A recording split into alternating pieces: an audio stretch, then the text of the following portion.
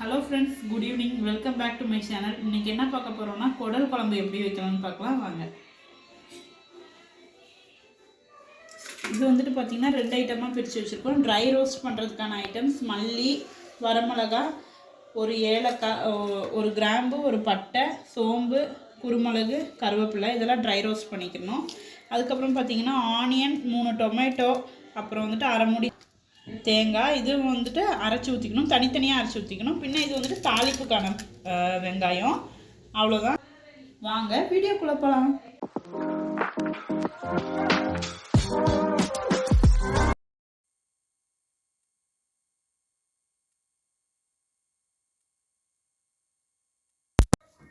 சட்டி காஞ்சிருச்சு. இப்போ பாருங்கள், ஃபஸ்ட்டு கருவேப்பிலையை போட்டுக்கலாம். நல்லா ட்ரை ரோஸ்ட் ஆகணும். ஆயில் எதுவும் ஆட் பண்ண வேணாம். நல்லா பொரிஞ்சு வர்ற அளவுக்கு வறுத்துக்கணும். அதுக்கப்புறம் நம்ம ஒவ்வொரு இன்க்ரீடியன்ஸாக ஆட் பண்ணிக்கலாம். இப்போ பாருங்கள், நல்லா மொறுமொறுன்னு ஆயிடுச்சு. இப்போ அது கூட காஞ்ச மிளகா ஆட் பண்ணிக்கலாம். 3 காஞ்ச மிளகா, அதுவும் நல்லா மொறுமொறுன்னு ஆனதுக்கப்புறம் மற்ற பொருளுங்க ஆட் பண்ணிக்கலாம். ஆட் பண்ணிக்கலாம். கொத்தமல்லியும் சேர்த்தாச்சு. இப்போ நல்லா ட்ரை ரோஸ்ட் பண்ணணும். அப்போ தான் வந்துட்டு மிக்சியில் அரைப்படையில் நல்லா அரைப்படும். இது நல்லா வறுபட்டோன்னே லாஸ்ட்டாக குருமிளகும் சோம்பும் போட்டுக்கலாம். இப்போ பாருங்கள், மல்லி நல்லா வறுபட்டுருச்சு. இப்போ வந்துட்டு சோம்பு, குருமிளகு அது ரெண்டையுமே ஆட் பண்ணிக்கலாம். ஆட் பண்ணிவிட்டு அதையும் வறுக்கிற வரைக்கும் நல்லா வறுக்கணும். இது பாருங்கள், நல்லா வறுத்துருச்சு எல்லாமே. இப்போ வேறு ஒரு பிளேட்டுக்கு ட்ரான்ஸ்ஃபர் பண்ணிவிட்டு நல்லா ஆறணுன்னு பொடி பண்ணிக்கலாம். நம்ம வந்துட்டு எந்த ஒரு மசாலாவுமே எங்கேருந்துமே வாங்க மாட்டோம். நம்மளே அப்பப்போ குழம்புக்கு என்ன தேவையோ அதை நம்மளே ரெடி பண்ணி அரைச்சிக்கிடுவோம். அரைச்சி ஊற்றிக்கிறது அப்போ தான் டேஸ்ட்டாகவும் இருக்கும்.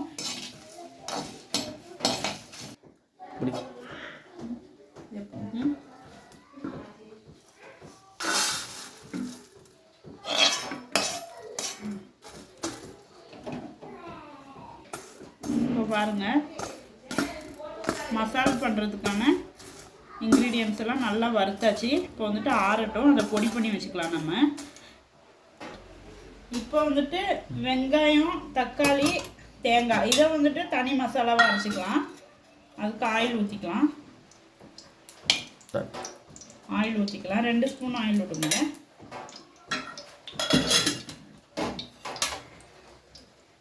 பட்டை மிளகா அதில் ஆட் பண்ணியிருக்கிறதுனால நம்ம இதுக்கு ஆட் பண்ண வேணாம். வெறும் வெங்காயம், தக்காளி, தேங்காய் மட்டும் போதும். வெங்காயத்தை ஆட் பண்ணிக்கலாம்.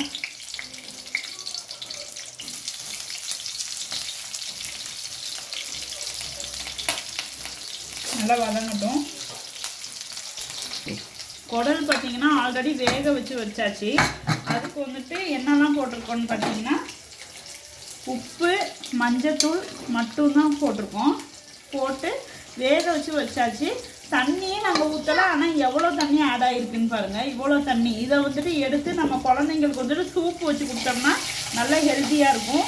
அப்புறம் வயிறு புண்ணு இருக்கிறவங்களுக்கு, அல்சர் ப்ராப்ளம் உள்ளவங்களுக்கெல்லாம் இந்த தண்ணி எடுத்து குடித்தாங்கன்னா சீக்கிரமே புண்ணு வந்துட்டு ஆறிடும். அப்புறம் பார்த்திங்கன்னா ஃபஸ்ட்டெல்லாம் வந்துட்டு குடல் கேட்டோம்னா வந்துட்டு ஒரு கூறு அப்படியே கொடுத்துருவாங்க. இப்போ வந்துட்டு எடை போட்டு தான் கொடுக்குறாங்க. 300 ரூபா இவ்வளோ தான் இருக்குது பாருங்கள். குவான்டிட்டி ரொம்ப கம்மியாக இருக்குது. இப்போ பாருங்கள், வெங்காயம் நல்லா வதங்கிடுச்சு. இப்போ அது கூட வந்துட்டு தக்காளி ஆட் பண்ணி போட்டுக்கலாம். 3 தக்காளி போடுங்க. அப்போ தான் வந்துட்டு டேஸ்ட் கொஞ்சம் நல்லாயிருக்கும்.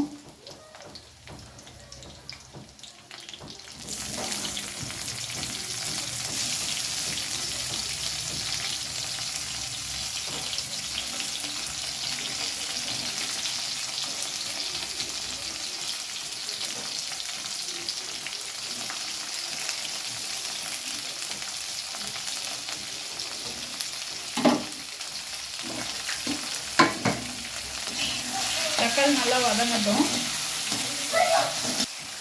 ஃப்ரெண்ட்ஸ், நண்பர்களே, என் பொண்டாட்டி அரைக்க போயிட்டா. அந்த கேப்பில் என்னை ஆட்ட சொல்லிட்டு போயிருக்கிறா. கிண்ட சொல்லிட்டு போயிருக்கிறா. இவளுக்கு கேமரா பிடிக்கிற பாவத்துக்கு இதெல்லாம் பண்ண வேண்டியதாக இருக்குது. தாலி கட்டின பாவத்துக்கு. குடல் குடும்ப ஆசையை கட்டதுக்காகவா எனக்கு இந்த கொடுமை? எங்கள் வீட்டை பொறுத்த வரைக்கும் வாரத்தில் 3 நாளில் இல்லை 7 நாளில் எப்படி ஒரு 2-3 நாள் நான்வெஜ் இருக்கும். அதில் ஒரு நாள் இன்று பார்த்துக்குங்க. மேடம் அங்கே அந்த மசாலா அரைக்க போயிட்டாங்க. நான் இங்கே சமைச்சிட்டு இருக்கேன். தக்காளி நல்லா வதங்கிடுச்சு. இப்போ வந்துட்டு தேங்காய் ஆட் பண்ணிக்கலாம்.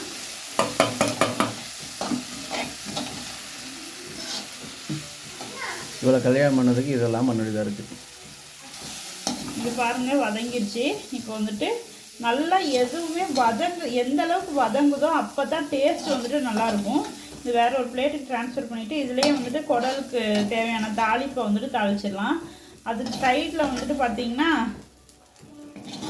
தம்பி வந்துட்டு குடல் சாப்பிட மாட்டான் என் பையன். அதனால் அவருக்கு வந்துட்டு தனியாக சிக்கன் வாங்கியிருக்கோம். அவருக்கு வந்துட்டு தனியாக கம்மியான மிளகாத்தூள் போட்டு அப்படி பண்ணால் தான் அவருக்கு பிடிக்கும். அதனால் சைட்லேயே அவனுக்கும் குழம்பு வச்சிடலாம். இப்போ பாருங்கள் ஆயில் விட்டாச்சு. பேசிக்கலி என் சோம்பேறி, அதனால் எல்லாமே ஒரே சட்டியில் பண்ணி வேலையை பிடிச்சிருவேன். இல்லாட்டி இதுக்கு ஒரு சட்டி அதுக்கு ஒரு சட்டின்னு எடுத்துக்கிட்டு இருக்கேன். எப்படி எத்தனை சட்டி ஓட்டினாலும் கழுவ போகிறது என்னமோ நம்ம தானே. அதை மனசில் வச்சுக்கிட்டு ஒரே சட்டியில் எல்லா வேலையும் முடிச்சிடுவேன்.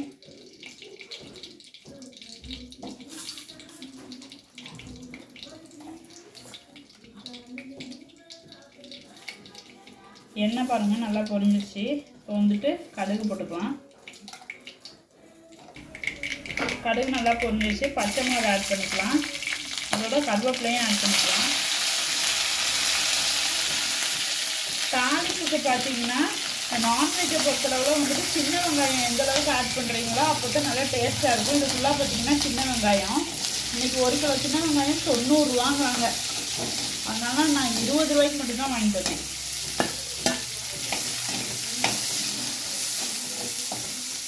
எண்ணெய் பத்தலை, கொஞ்சம் எண்ணெய் ஆட் பண்ணிக்கலாம்.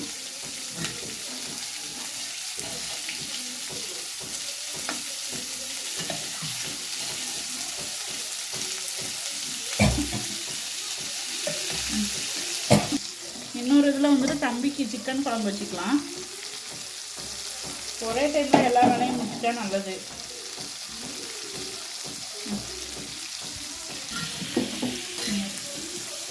இப்போ பார்த்தீங்கன்னா சட்டி காஞ்சிச்சு, எண்ணெய் விட்டுக்கலாம். தம்பிக்கு வந்துட்டு பச்சை மிளகா கடுகு இது ஐட்டம்ஸ் எல்லாம் போட்டால் சாப்பிட மாட்டான். கடுகு ஒன்றும் இருக்கக்கூடாது குழம்புல, எல்லாத்தையும் பொறுக்கி வீசிட்டு இருப்பான். அதனால் அவனுக்கு அதெல்லாம் போடவே மாட்டேன். டைரெக்டாக கருவேப்பிலை, அதுக்கப்புறம் பார்த்திங்கன்னா வெங்காயம் சின்னதாக வெட்டி வச்சுருக்கேன். இவ்வளோ தான் இவன் சிக்கன் குழம்புக்கு தேவையான பொருள் இவ்வளோ மட்டும்தான்.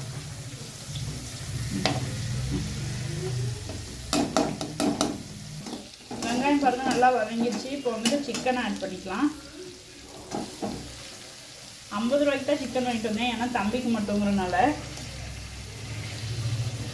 இது கூட பார்த்திங்கன்னா உப்பு போட்டுக்கலாம். உப்பு மஞ்சள் மட்டும்.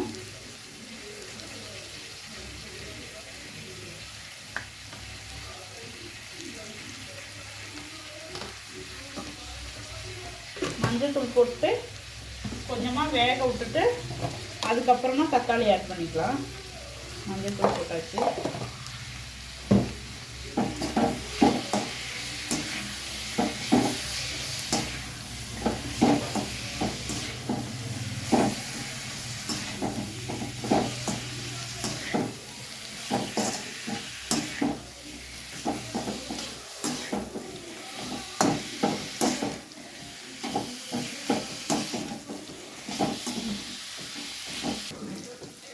வெங்காயம் வந்துட்டு வதங்கையிலே வெங்காயத்துக்கு தேவையான உப்பு போட்டுக்கலாம். அப்போ தான் குழம்பு வந்துட்டு சாப்பிடையிலே நல்லாயிருக்கும். இப்போ வந்துட்டு உப்பு போட்டாச்சு. நல்லா வதக்கி விட்டுட்டு இஞ்சி இல்லை, அதனால் பூண்டை மட்டும் போட்டு ஒரு பேஸ்ட்டாக அரைச்சேன். அதுலேயும் கொஞ்சம் தண்ணி ஜாஸ்தி ஆயிடுச்சு.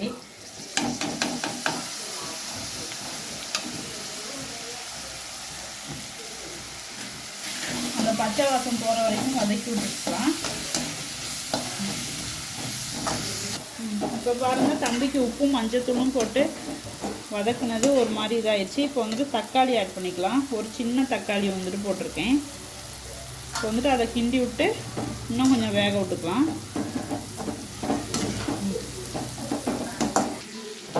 இப்போ பார்த்தீங்கன்னா நம்ம அரைச்சோம் பார்த்தீங்களா மல்லி, அந்த மசாலா ஆட் பண்ணிக்கலாம் வெங்காயத்து கூடயே.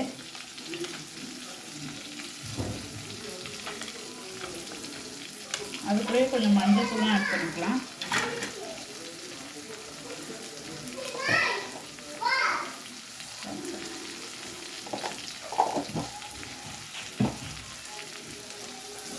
இப்போ பார்த்தீங்கன்னா நல்லா வதக்கியாச்சு. கலர் பாருங்கள் எப்படி மாறுது, கலர் பாருங்கள் எப்படி இருக்குன்ட்டு.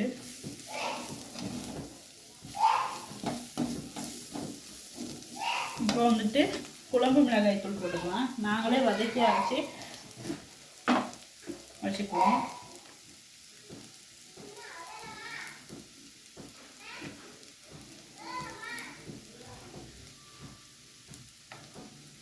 ரெண்டரை ஸ்பூன் போட்டுக்கலாம்.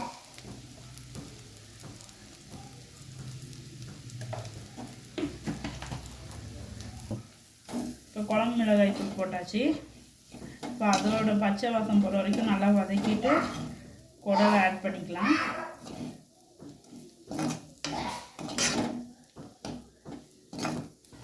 இப்போ வந்துட்டு பாருங்கள் குடலை தனியாக எடுத்து போட்டுக்கலாம். இந்த தண்ணியை வந்துட்டு நம்ம லாஸ்ட்டாக ஆட் பண்ணிக்கலாம்.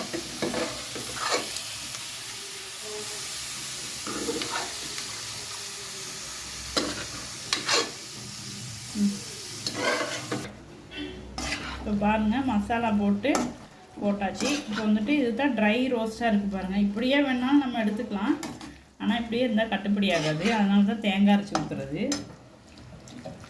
சைடில் பாருங்கள் தம்பியோட குழம்புக்கும் தக்காளி வந்துட்டு வதங்கிடுச்சு.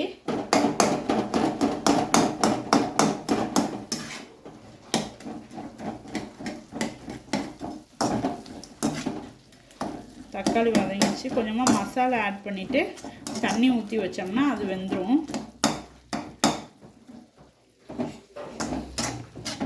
இப்போ பாருங்கள் மசாலா போட்டாச்சு.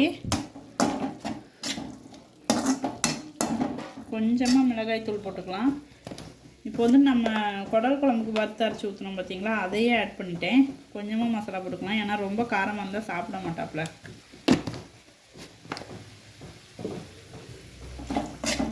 இப்போ வந்துட்டு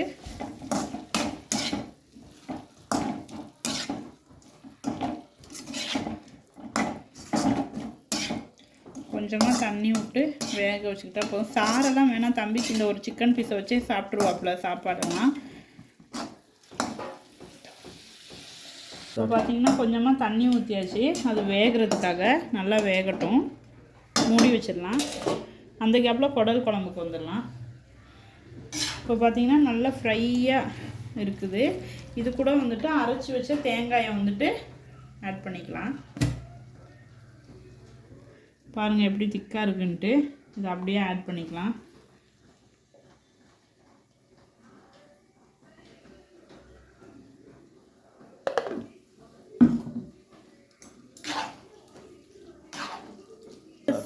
இந்த ஸ்டேஜில் பார்த்திங்கன்னா அந்த குடல் வேக வச்சு இருந்துச்சு பார்த்திங்களா தண்ணி, அதை ஆட் பண்ணிக்கோங்க.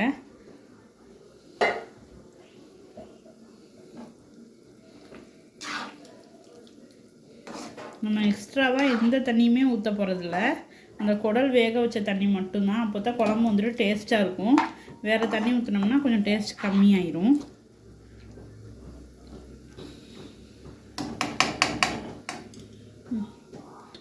இப்போ பார்த்திங்கன்னா ஒரு கொதி வர வரைக்கும் நம்ம நல்லா மூடி வச்சிடலாம். அதுக்கடையில் பார்த்திங்கன்னா எனக்கு மாவு இட்லிக்கு வந்துட்டு மாவு ஆட்டணும், அதை வந்துட்டு அரைச்சிட்டு வந்துடலாம்.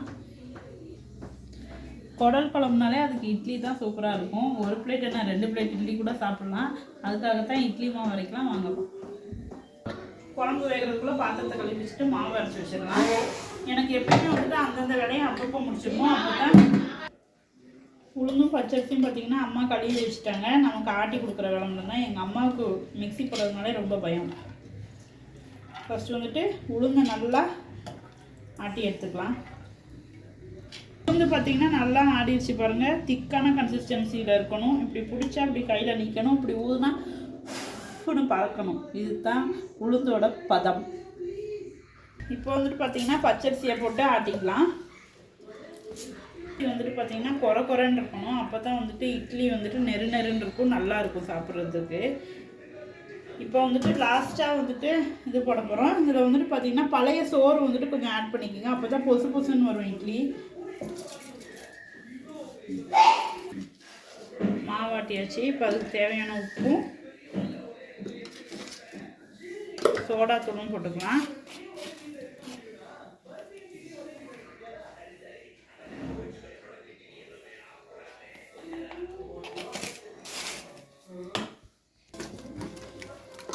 நல்லா மிக்ஸ் பண்ணிட்டோம்னா தான்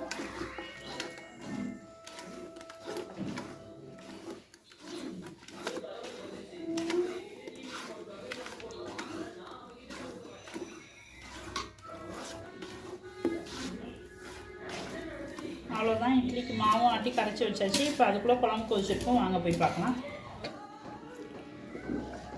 இப்போ பாருங்கள், குழம்பு நல்லா கொதிச்சு எண்ணெய் வந்துட்டு தனியாக பிரிஞ்சு வந்திருக்குது பாருங்கள். நல்லா உங்களுக்கே தெரியும் பாருங்கள். இது வந்துட்டு குழம்பு